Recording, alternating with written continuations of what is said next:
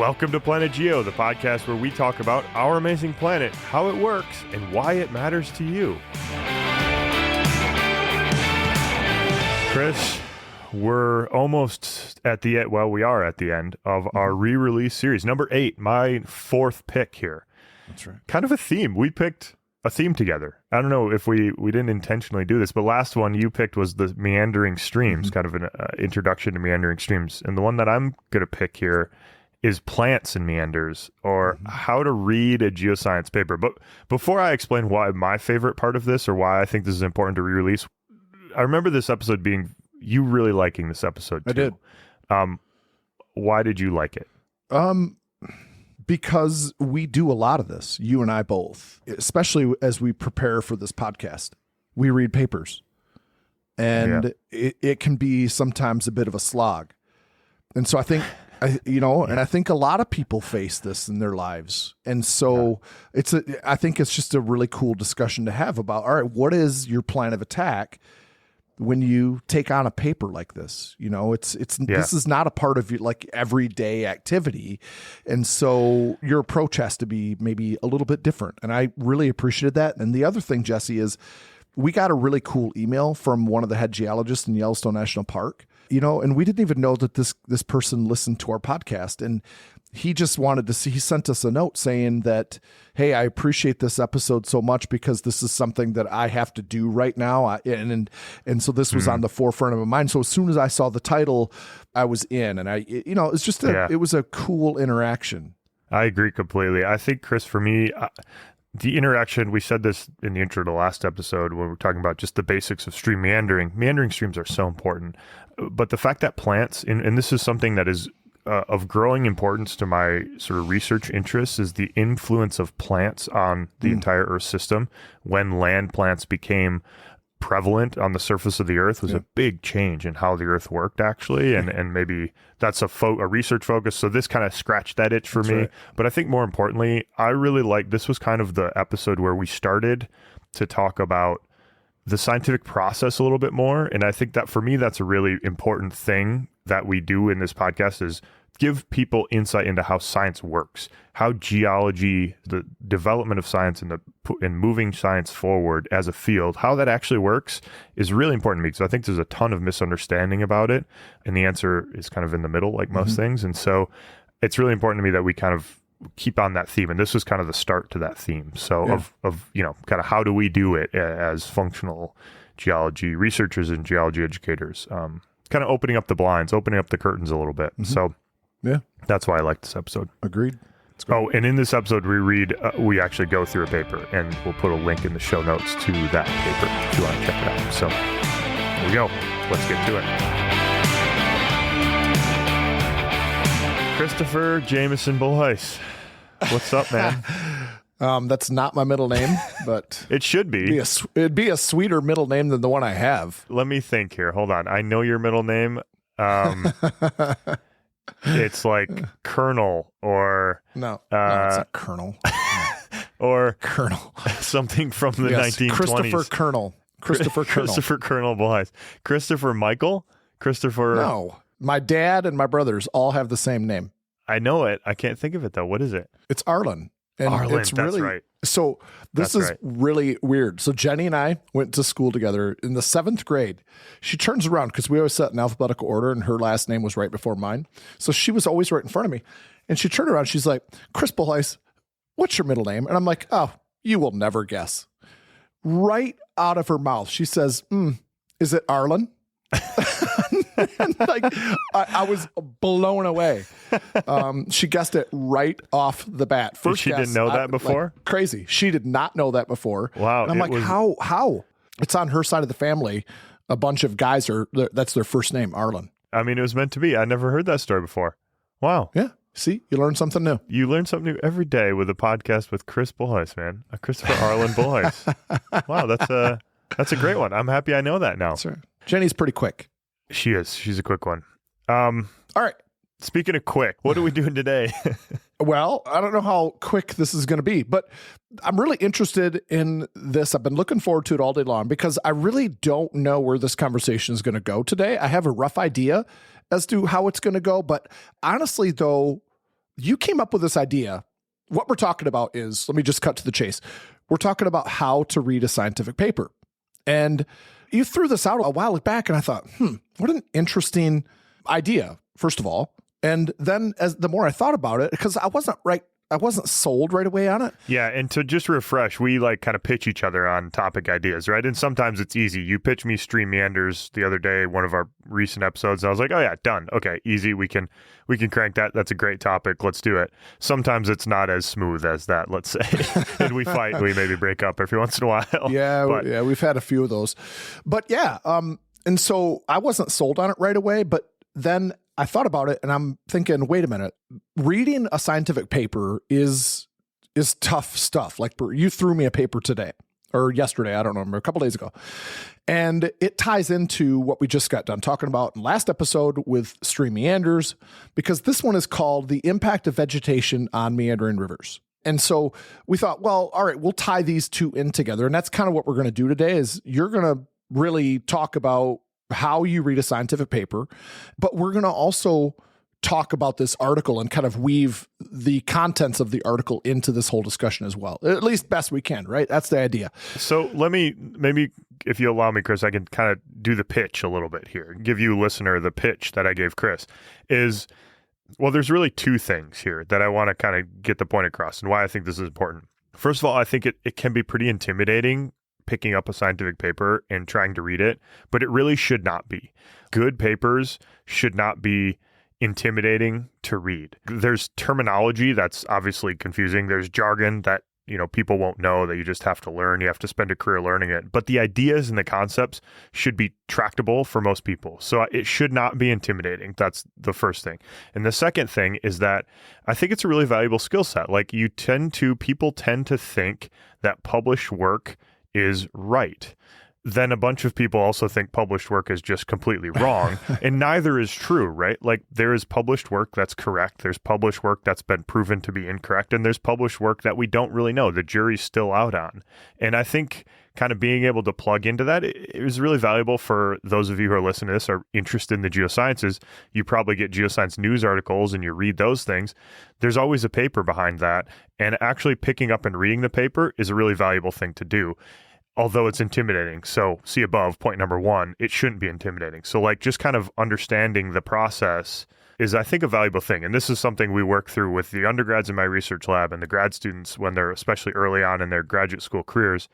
It's a learned skill. So what does that look like? Is that a structured kind of thing? Is it like a mini class, or is this just a few meetings where you talk about this kind of thing? What does that look like? We kind of tend to take it. It's like many things, it's easier to learn by doing. And so we tend to as a research group, take a paper or two, or take, 4 throughout a semester or 6 throughout a semester and read them together and then discuss them.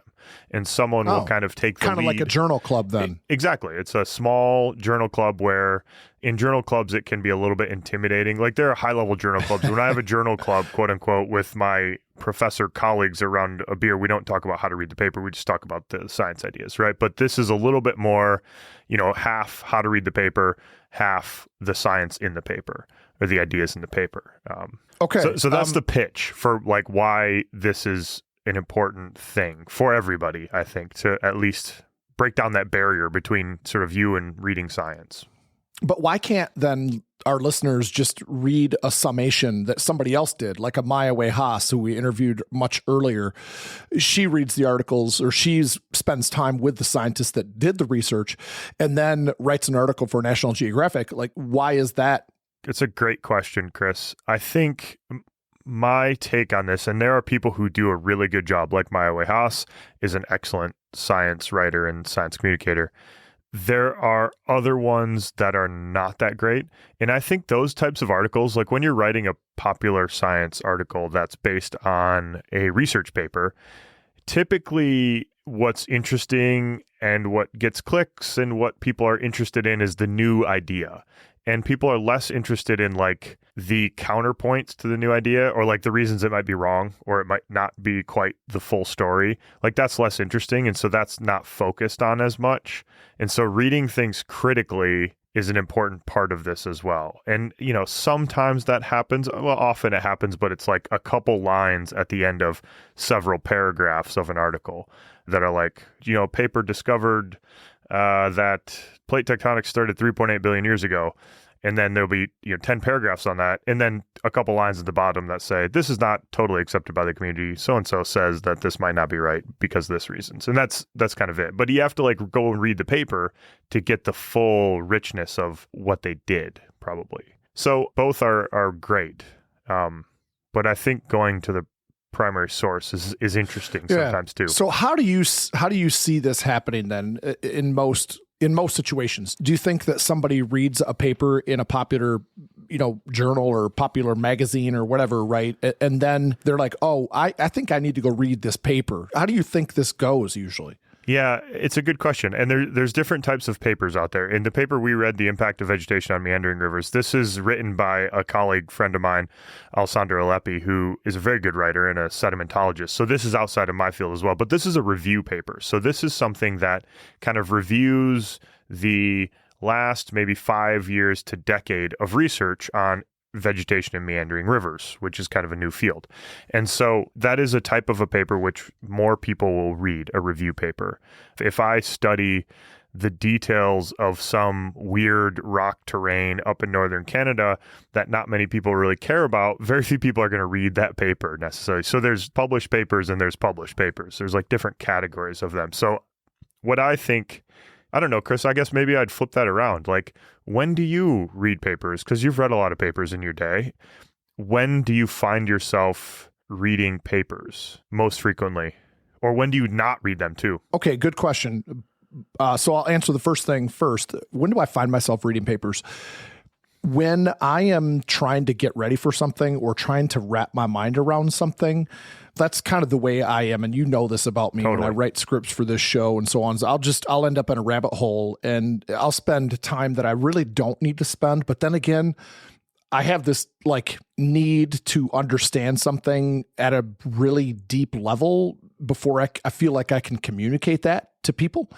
And so I will read something like that. Then I'll go to the original paper quite often. If I don't feel satisfied, or quite often when you read these summations, like you said, maybe they're not well written, or there are gaps, there are holes, and sometimes you don't understand it. And so I have to go to the original work to wrap my mind around it. It happens all the time, actually, especially doing this podcast.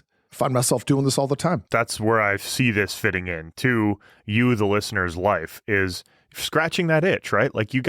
You really want to understand stuff. And we've had people email us. So many of you have emailed us and said, hey, I read this paper, or hey, I saw this article about this paper and I read it, and what's going on? And so people are reading papers more than I, would imagine. For me, it's my job. It is my job to read papers. I also find myself reading papers a lot, Chris, when I'm exploring other areas, like when I'm going to New Hampshire, or I was just looking at the geology around Washington, D.C., because I'm going down there. I'm going to do a little stop and check out some rocks. I was reading papers from 1979 where they were mapping, the area and looking at the original rock descriptions just this morning. But that's a little bit more for fun and not necessarily for work, right? And so I end up doing this more than I would have otherwise just for work. And I'd imagine a lot of people are kind of the same way. So you made a really good point, though, that I want to emphasize two things right out of the gate here.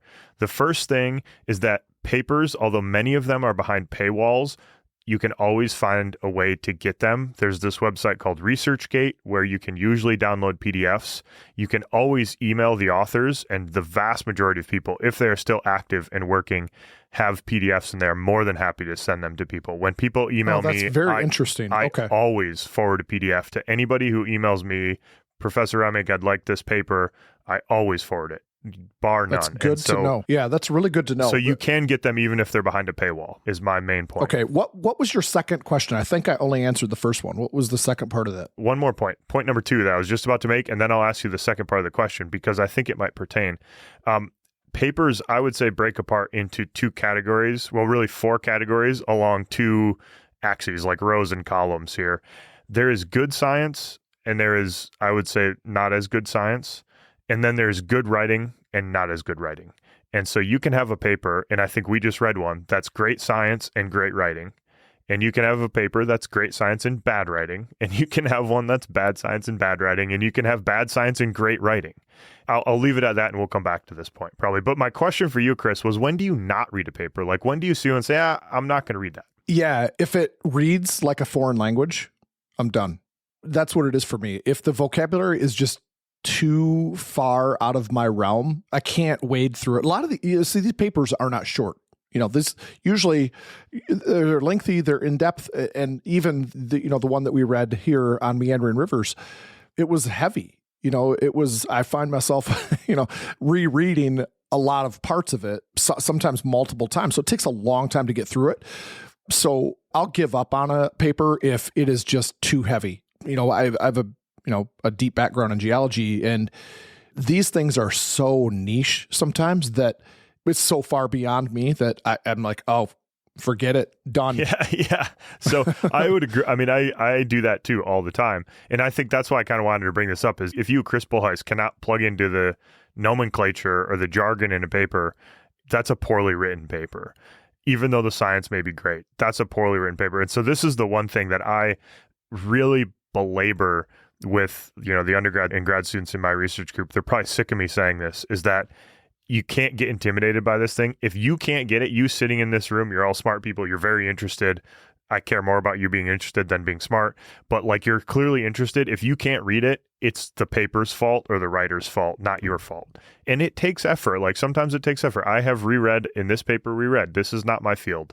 It took a while for me to plug into it. And I know Ale, he's a very good writer, but he does write at a fairly high level. And I had to read many paragraphs over again to kind of really understand exactly what was going on. That's natural. So like for me, I kind of belabor that point that that's natural. All right. Well, John, I'm going to move this along then. Totally. Let's go ahead, Jesse. Let's start with, how do you read a scientific paper? What do you tell your graduate students? Let's go. So I'm going to answer this with two keys or two strategies that I don't really follow anymore. And I'll be curious on how you did this, Chris. I'd be curious on, like, for instance, this paper, how did you start it out? But really what I say is try and get a summary first. And the summary comes from reading the abstract. And you don't have to really understand every word in the abstract. You just read the abstract. It'll give you an overview. That's the point of it. And then figures. So abstract, figures, conclusions. And I like to work through the figures, read the text on the figures, and read the captions. And basically what I tell people to do is get an overview, get a summary, and try and figure out where you can most easily plug into the paper and where you're going to need to spend more time to understand it. And so if you can look at the data sets and you think, okay, I understand kind of the main point of that data-rich figure, good. Okay, if there's a schematic that I don't quite get, then you need to maybe dive into that part of the paper where they reference that figure first. I'm a really visual person, and so I use the figures as like entry points into the paper. And then part two of that, so get an overview, reading the abstract, look at the figures and the captions, read the conclusions, then you'll have like this high level overview. And then, that's exactly what I did and what I always do. I read the abstract and I get an idea as to what's going on. And then I go right to the diagrams, figures, pictures, and their explanations, and I study those. And I did that quite a bit with this paper. Some of the diagrams were very interesting. And so I spent a lot of, and I want to talk about these here. And by the way, we're going to go ahead and link. Can we do that? Can we link this in the show notes then? Absolutely. Okay. Yep. So after I got a handle on the diagrams and graphs and data, the images, then I went straight to the conclusion.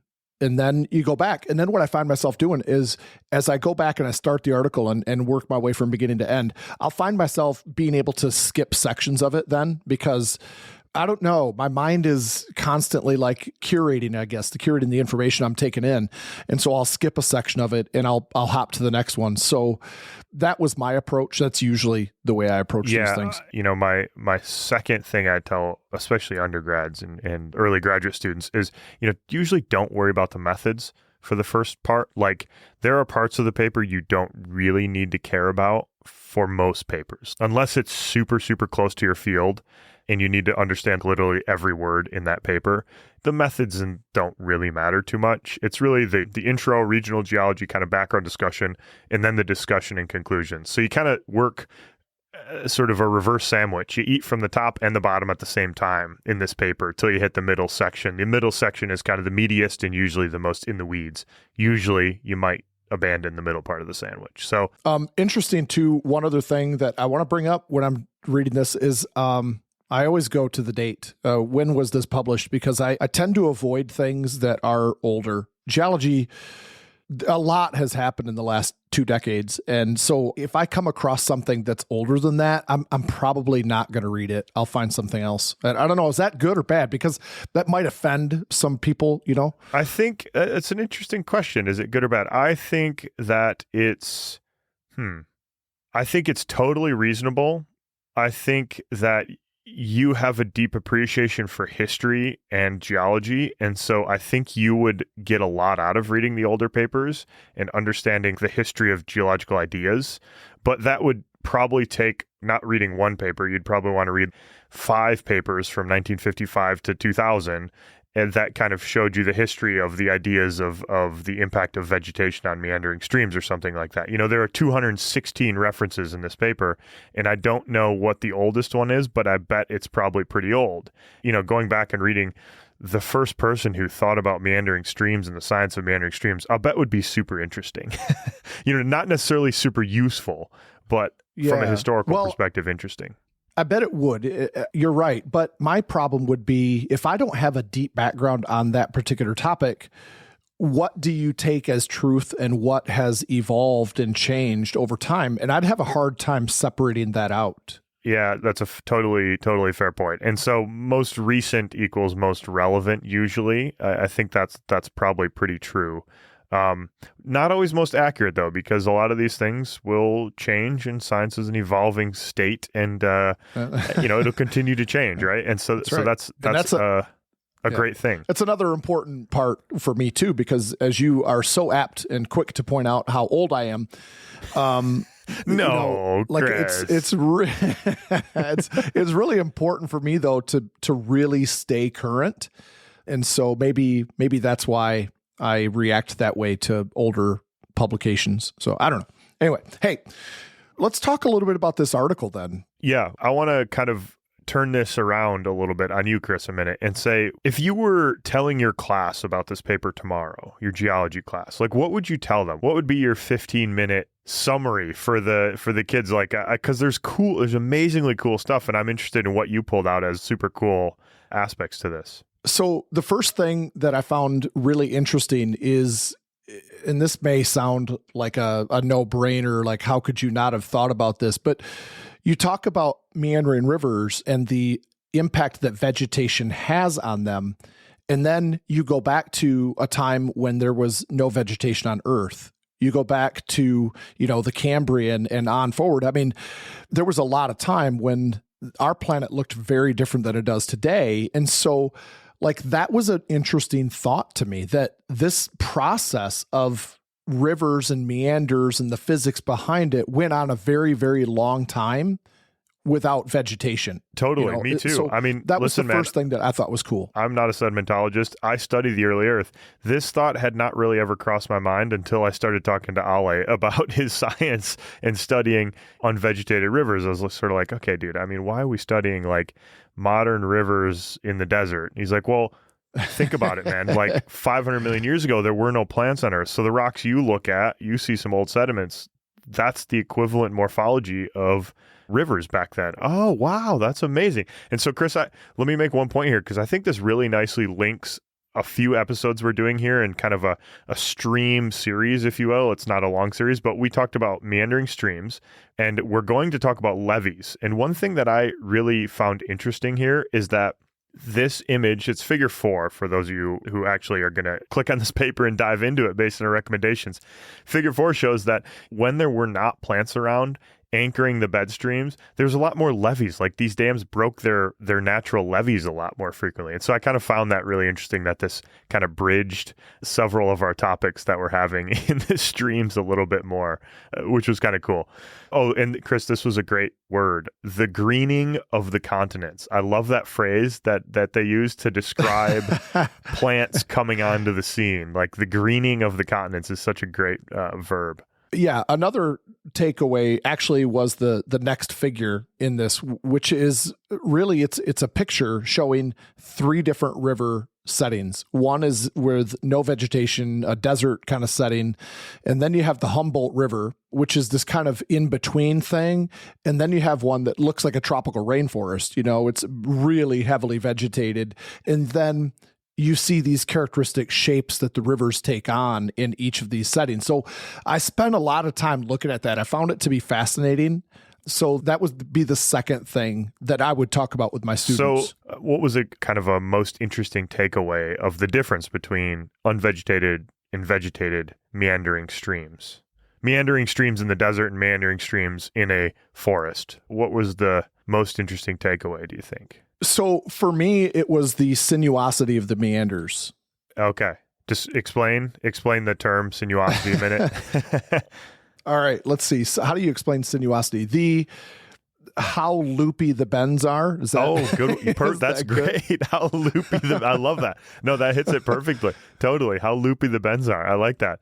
Where the vegetated, the one with trees all around, has much loopier. Hold on. Oh, okay. You sold it. All right. So you said it. I was just going to say that'd be a good question for the listeners. What do you think? Right. Oh yeah. Which ones are going to have loopier bends? Which ones are more sinuous? The vegetated ones or the non-vegetated ones? And to me, it was surprising actually that the vegetated, the greener earth has more sinuosity, more loopies. And therefore more likely to create oxbow lakes, like more likely to create that big full horseshoe, whereas an unvegetated river flowing through a desert, I always kind of think of a glacial stream coming out of the mountains and hitting the valley floor, and then you get this big outwash plain where there's trees way on the edges of the flood bank, but in the middle it's just gravel. That's the stream I kind of always envision. But that stream just kind of winds back and forth. It never makes these big loops, horseshoes that get cut off again. I found that really interesting that wouldn't they have really occur. Those, in our last episode, we talked about the radius of the curvature, and with non-vegetated rivers, they have a much longer radius for their curvature. And then the other thing too, hitting with the same thing in terms of, the other takeaway is that, and I think this one is more intuitive by a lot, is that non-vegetated rivers migrate faster. That makes sense to me. It does. I agree. It does make sense to me as well, that fact in and of itself. But to me, combined with the fact that vegetated rivers have this more sinuous nature, these bigger horseshoe bends, those two kind of feel a little counterintuitive, that I would have expected that the one with the bigger horseshoes would be migrating faster, meaning the horseshoe is cutting outwards faster. But that's kind of the inverse is true. So that was the aspect that was a little bit counterintuitive about that for me. And a really interesting point about the river that has trees around it or that has vegetation is that it's mostly about the mud.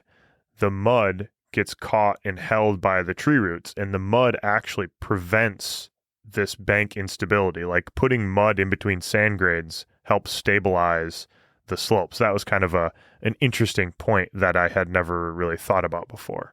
Not being a Totally sedimentologist agree. and being somebody who's interested in magmas and igneous rocks. That's right. I agree. Okay, well, let me flip this back to you then. What are some things that you took away that you want to talk about that I haven't already hit? Well, the levee thing was kind of an interesting one for me, and we'll probably come back to this a bit in our levee episode about the utility of levees coming up soon. That was kind of an interesting one. I think one thing that really made a lot of sense to me is that the repercussions of civilization that were getting rid of a lot of the trees around meandering streams. And so using the analogy of basically using unvegetated rivers as a way to study some future streams where we've deforested areas or we're building cities around meandering streams. Drawing that analogy was a really powerful one. That made a lot of sense to me. And in my physical geology intro class, I have a lot of civil engineers and mining engineers in there. So that point would be well received, I think. That would help me sell, streams to the class of 200 out of like 220 the importance students. Of Yeah, the importance, right, to the modern civilization. Out of like 220 students, I think probably 180 of them are in the engineering program in some way, shape, or form. Wow. So I tend That's a very interesting crowd. Yeah, I cater a bit to that population just with things like this, tidbits like that. So that was something I would totally talk about in this class. A little bit off topic though, with that class, I bet the mass wasting unit would be a fun one to get after, because that's really what they deal with. Where to put the roads and things like this, right? And slope stability, and you're trying to hem in a river. What else, Chris? I mean, how else? I guess put this paper into two categories for me. Like, how interesting was it and how well written was it? So there is a figure 4, you just referred to it. And did you say this was one of your favorite figures in here? Yeah, the one with the two streams, barren and vegetated on either side, the schematic. Yes. I really appreciate that aspect of it, but I found this particular figure, though, to be difficult for me because I don't know what crevasse splay complexes are. It's referred to. I have no idea what that is. Unbioturbated sediment. I know what that is, but it's a mouthful of a word. Actually, what I had to do with this figure then is go right to the text where it was discussed in here. So, and Chris, that brings it full circle, like really back to how to read a paper. That is one of the keys, is if you look at a figure, the figure is your entry point into the paper. And so doing exactly as you did is just a great way. Like you say, okay, I don't quite understand this figure. I'm going to go to the text because that's where it explains it more. And if you look at it and you think, oh, I totally get this figure, I understand everything on here, maybe you don't need to go to the text that surrounds that particular figure. So that's a great way to do it. And I do this all the time. I did the same thing with this thing because I don't know what a crevasse, splay, levee, broach is either, right? So, yeah. Yeah. Okay. Yeah. I guess the other thing too, in writing a good paper, right? You talked about good papers and bad papers and so on. To me, the figures, they're a centerpiece of the paper, the diagrams and graphs and things like that. And I think that they really need to be explained in detail in the text. And sometimes it's not. It's like it's unrelated almost. And it's very frustrating for me when I see that. So I agree completely. And there are a lot of really well-written papers out there in the geoscience world. There are an equal number, if not more, of poorly written papers. And I'm a bit of a elitist when it comes to figures. I am extremely hard on figures and figures students make, papers I'm on. I am a big believer in figures and making figures that really tie deeply into the main science concepts and get the point across, even if the figures are kind of complicated and dense. A beautiful figure will save you pages of text. It writes itself. That's right. It writes itself. Exactly. And this is an interesting point. This is the way I write papers now too, is I make the figures first. I'll make the 10 figures and then I'll write around those because that's how much I believe that the figures are intimately tied. And actually, a side point, I'm really excited because there's a few journals right now that are allowing what I'd call active figures, meaning like GIFs or little short videos and things, because we all look at PDFs. Like nobody buys the print journal anymore. So they're allowing videos to be embedded into these PDF figures, which will be really, really great and kind of transform how papers are made, I think, a little bit. That's a game changer, actually. Totally game changer, right? That's incredible. Like imagine if the schematic was like GIFified like we have on our Camp Geo. We make some really cool GIFs for our Camp Geo conversational textbook. That's the first link in your show notes if you want to see it. But we have some cool GIFs on there, and GIFs are super powerful educational tools. Yeah, they really are. Okay, well, I want to cut to the chase here then, Jesse. Go ahead and give us your doctor perspective here. What is the main takeaway then of this paper? I think the main takeaway, and this is speaking from an igneous petrologist reading a sedimentology paper here. To me, the main takeaway, and this will be different. Everybody who reads this paper will have a different takeaway. But my main takeaway is that there are dramatic differences between unvegetated and vegetated streams. And those are really important when we look both in my field of research, the early Earth, and forward-looking, understanding how society interacts with the natural world. This paper really drove that point home, that we need to understand this difference for both of those reasons. And I think from the science reading a science paper, kind of the theme of this episode, I think this paper did a really, really good job of the summary and future directions part, which should always be a part of any paper. Like any paper should have at least a paragraph or two on where to go next, like what the future looks like in this field. And this paper did a really good job of that. I thought it had some pretty interesting and thought-provoking future directions and summary aspects to it. So I really like that part about the writing in here. Okay, I agree 100% with your takeaway. I think for me, my mind kept coming back to all right, what's the human impact then on rivers? And I think that's why this is important. That's why this kind of research is important. We are intertwined with rivers. We need to know about how the actions that we impose upon rivers, how are the rivers going to respond to that? So, yeah. So I'd be interested in getting feedback from, listener. If you have read a paper, if you like reading papers, if you don't, give us some feedback. I would appreciate hearing your thoughts on this. And like I said before, feel free to reach out to authors. If you find a paper you're interested in, there's always an email address linked in a paper. Just ping them. Almost everybody who's active will get back to you, and they'll actually be very excited that you're interested in their paper. That's kind of how I feel. That is not something. Yeah, that's not very intuitive, I think, because we just think, who am I? I'm gonna send an email to somebody that is PhD that published a paper.